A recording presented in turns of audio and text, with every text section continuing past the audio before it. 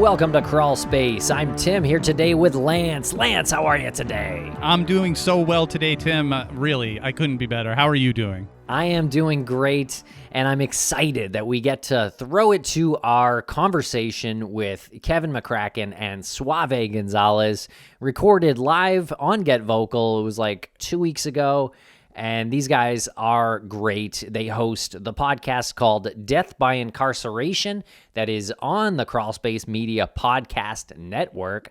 Check it out if you haven't already.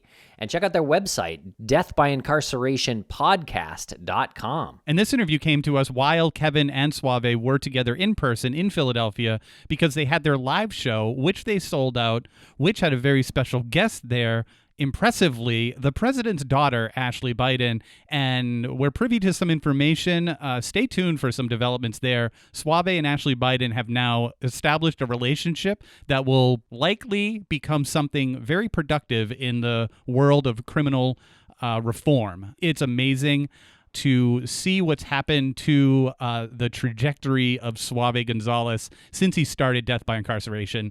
They didn't reach out to Ashley Biden. She reached out to them. And I think that's about as much as I can say right now, but it's exciting, and stay tuned for more news there. That's right. And we sort of talk about it in this interview that there was a very special guest who was coming to their live show.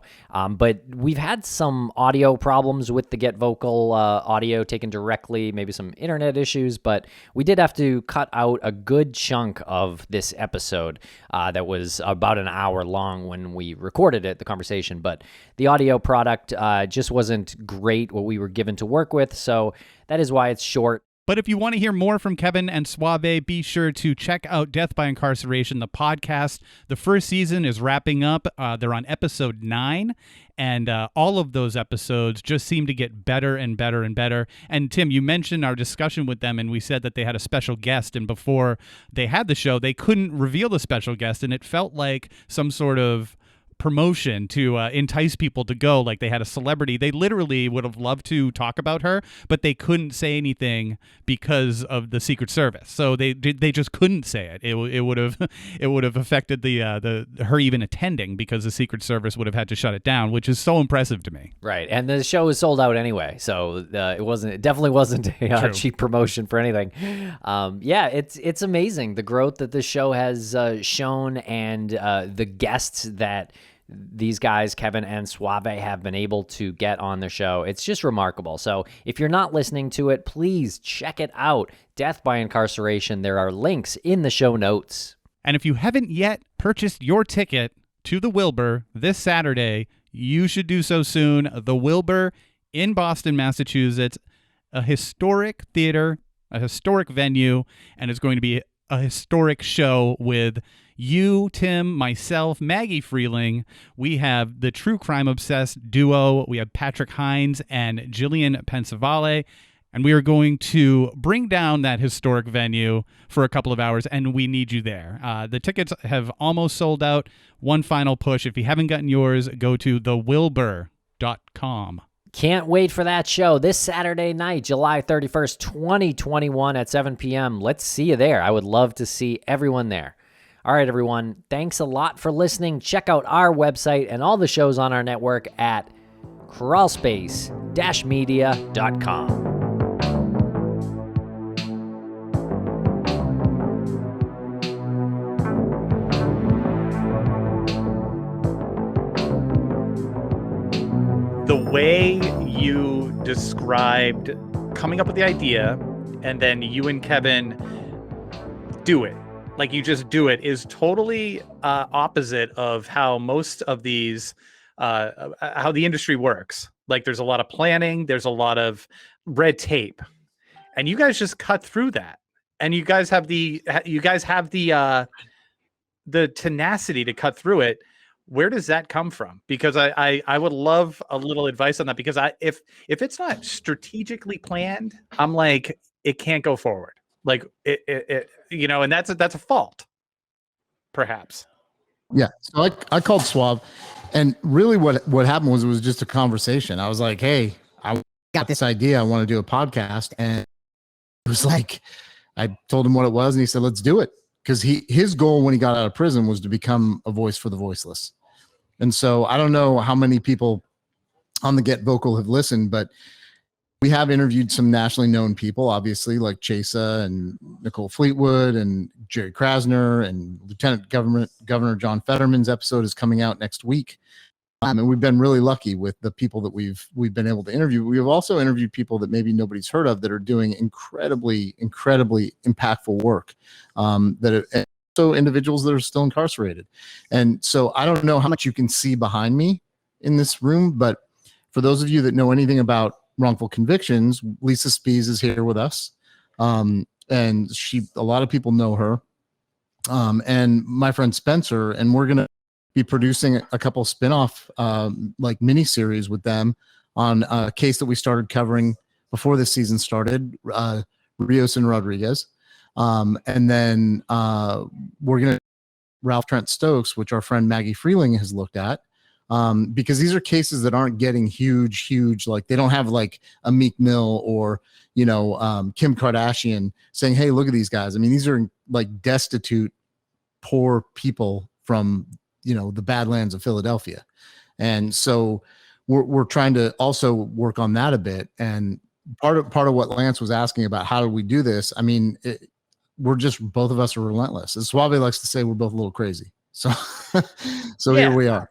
But I mean, the relentless and the crazy is one thing, but who's got the gall after 5 episodes of their first season to say, I'm going to go sell out a show in Philadelphia and then sell it out? Well, we do. We went back to the well and invited, and we invited, Larry Krasner to the show. We invited John Fetterman to the show. But more importantly, we invited people locally that are really well known. Our podcast is really having an impact. People are listening. So why not? Why not? What I say to anybody out there, like, man, we ain't gonna let nobody tell us, man, y'all only have 5 episodes out. Go, you can't do a live show. Why not? People are listening in higher places. So I tell people in America, Death by Incarceration, DBI, is coming. DBI, Crawlspace. But we will be coming to your city. We will be taking over, right? And because I put this podcast against any podcast out there talking about criminal justice, like Kevin said, the quality of guests that we have managed to get in this season, it's a dream come true. You got people that's been in the game for decades and years. They still can't get some of the guesses that we got. And we ain't even done. We're just getting started. Yeah, you totally are. I just want to give a shout out to Jason, who's in the room tonight. He's the editor of Death by Incarceration. And you guys, you get the guests, you do the amazing interviews, and then you go back and forth with Jason on the edits. And it was Miss Dee who Jason texted me and then emailed everyone and was like, dude, I can't make it through this. Like, not only is he an excellent editor, really captured the voice of Death by Incarceration. I don't know if anyone else could have done that. I don't know if anyone else could have got the rawness that was like also polished, but he got like the emotion too. The episode with Miss Dee was Shannon's telling me to settle down. I'm all fired up, Shannon. Shannon, if you've listened to Miss Dee's episode, it's like when a season of anything hits that point, hits their stride. And you're like, that's what it is now. It's remarkable. So shout out to all of you for that, because that episode was great. I say this: it's teamwork. It's teamwork. Because without Jason's, we probably still be struggling a little bit. Our family support us, and like I said, it's teamwork. Whether they know it or not, they're part of the team. This is not just Death by Incarceration. This is Crawlspace. This is Kevin McCracken, his family, his kids. This is my family. So you started off with Fleetwood, Dr. Fleetwood. Yeah. And that was your first episode. And I was like, all right, that's what they started with. How are they going to get better? And it just kept getting better and better and better. And yeah, you're right. Coming up, Fetterman is remarkable. But you had a bonus episode with Krasner. You mentioned Krasner. I personally think that Larry Krasner is probably going to run for president at some point. I don't see why he wouldn't get on the ticket. to run for president in maybe 2028.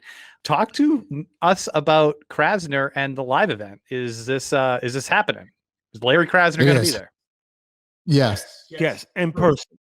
And Kevin McCracken make that happen, because when we did the bonus episode, if I win the primary, I will come back and speak about the media and then mass incarceration, and this is what we surround live recording on. So Mr. Kevin McCracken, y'all already know he ain't taking no for an answer. Y'all already know that. Crawlspace know that. Y'all experienced the McCracken speed. So we went in. Listen, man, you promised us you was gonna be here, and he kept his word. When we do interviews, if I'm feeling uncomfortable afterwards, because I do often feel uncomfortable, there's very, very uncomfortable topics being discussed. Yeah. Suave says good. That discomfort is eventually going to be growth. So Yes. I need to look at things a different way. And let me just give you a little preview about season 2. So between season 1 and 2, we're going to do those 2 cases that I mentioned. And Spencer and Lisa are going to lead the way on that. Season 2 is all going to be about women in prison, women outside of prison, with people in prison, women who are advocating for both victims and for individuals that are incarcerated, women who are public defenders, who are going to interview one of them after this interview tonight. We've got a public defender from Riverside County in the great state of California that's coming on, who, believe it or not, is an abolitionist. After working in the system as a public defender, that's what's happening. And she says all the time, the reason even the PD's office doesn't want to change things is because everybody's getting paid right now. So it may not be private prisons, but the entire system is a racket. Let me just be clear about that. Today we interviewed a bunch of kids. So I get here and Suave's like, we're going to go see my friend Dewan. We go down there. It ends up being, yesterday we get pulled into a group with a bunch of kids who are there through a city contract. A lot of them have people that are locked up, either parents or brothers or sisters, uncles. So Dewan says, well, why don't you guys come down and record tomorrow? So today we go down, record this group, along with a former CO at Gratisford Prison. Well, Suave was there, who got busted bringing drugs into the prison. And let me tell you, she has got a tale to tell about what it's really like from the guard side, not from the inmate side. It's pretty intense. But we've had a good time so far. I mean, I can't believe I'm in the same room with this guy. It's been what was that like, meeting him in person? Amazing. You know what though? I get to his house and he's like, "Oh, we're going to go to Kensington." That's the first place he tour of Liberty City. We don't go see the Liberty Bell. We don't go to City Hall. We don't go see where the Declaration of Independence was signed. We go to Kensington to see what it's really like in the Badlands. Well, that's the important part. I had a very difficult time eating afterwards, and this is coming from a guy that's seen a lot. Suave and I are constantly talking about what's next. How are we going to make this better? How it's continuous improvement all the time. The other thing is that Jason has just locked in to our sound. I send him the sound bites I want. He sends it to Suave and I when it's done. I don't think we've sent the last 3 episodes. I don't think we've changed anything after he sent us once he's done with his pass on it with all the sound bites. It's a wrap. So now we're starting to move quickly. So we're getting everybody to move at our speed, and which means more content. And to me, it was important that he come to the city, right? Because a lot of people here and a lot of people think that, oh, these are just 2 guys that just got together in 2 different cities and they're never going to be in the same place together. They're just putting something together for the radio. Hell no, man. We coming to every city near you. We here. Philadelphia's supposed to be a test run to see, what sound we need, what mics we need, and we sold out. And we knew, a lot of people say you cocky. Yeah, I'm cocky like that. I knew we was gonna sell out in Philadelphia. That I knew I knew we was gonna sell out. Right. But then what you're actually striving for, which is remarkable, because you aren't just two guys who are just reciting stories about people who have been in prison. You're also trying to change the policies, and you're trying to change what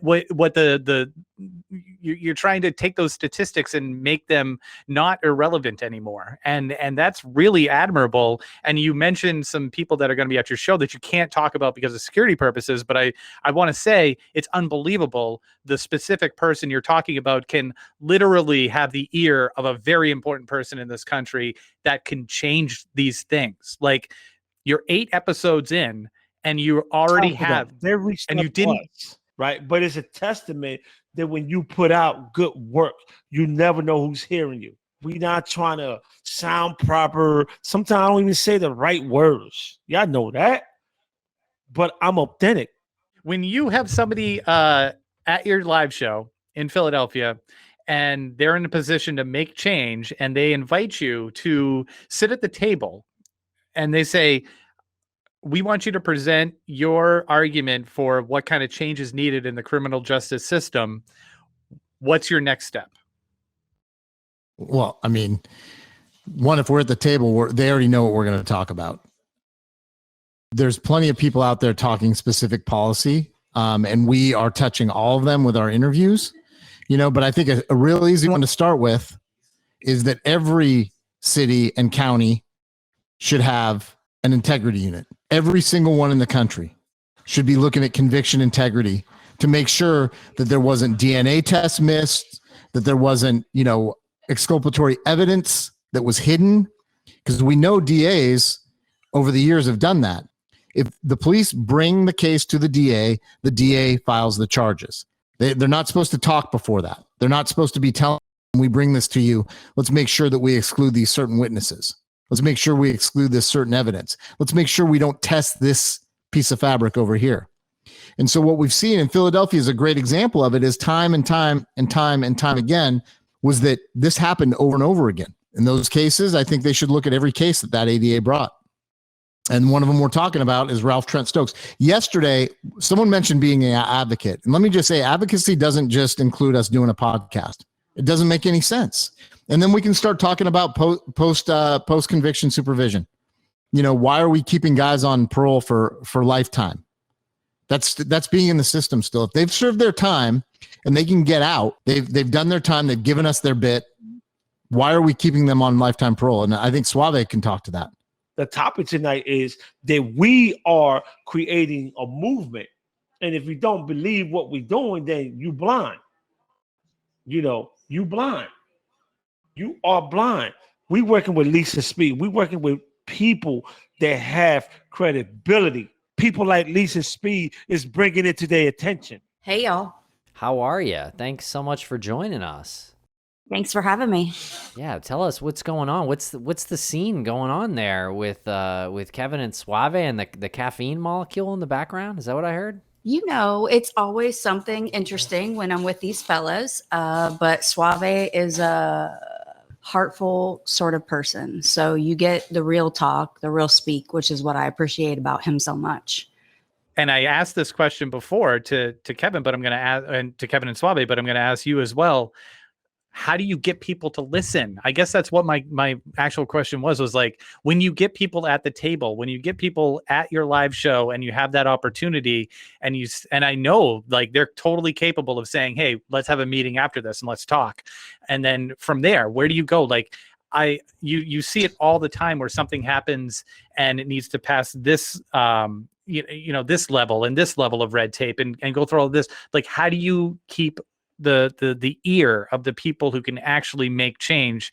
And I'm just want to say one more quick thing. Someone in the chat, I think it was Karen, said that incarceration is like modern day slavery. I mean, we all know what happened with past slavery. It's in order to emancipate that. Like, how do you get it to that point now? And without there being some sort of civil unrest, maybe there has to be. I don't know.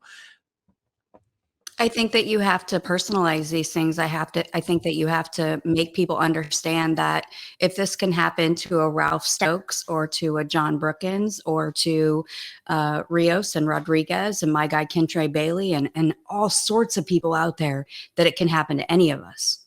And I think that you have to make that real to people, because until folks take it personal and until they realize it can be them, it could be their loved one there, it could be my niece there, my nephew there, then people are never going to relate to it that way. And when it does hit them home, right?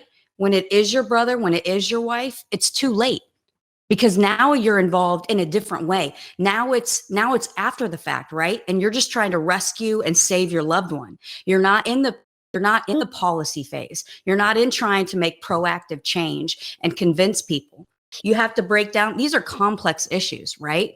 To sit here and to say the incarceration 100 days later, it is. But to come at it from that approach of that broad topic, that's what's so great about Death by Incarceration, is we're taking on all these different topics. We're breaking them down individually and hearing from different people who come at from different places. That's the best thing about the podcast. And hearing from real people who are impacted. But I think you really have to just slow down, and you have to make these issues personal to people. And when you do that, if you incentivize them in favorable outcomes for individual cases, you get them involved, you see how people can make change. You see how good it feels to see somebody come home. All you want to do is that over and over and over again. I had 3 people come home last year, and I said, I'm going to take a break. I'm not taking anything more. I've got more cases now that I'm working on than I ever have before, because you just want to see it happen again and again and again. Virginia is a Commonwealth state that does not even have parole. So there's very few remedies. Post-conviction law there is abhorrent at best. And, I was telling Suave earlier today, I saw a trial about a year and a half ago. A guy was stealing wheels, not tires, but wheels, and he got 104 years in prison. So trying to kind of remedy these systems and trying to find opportunities for second chances for some of these folks is something that I'm very passionate about.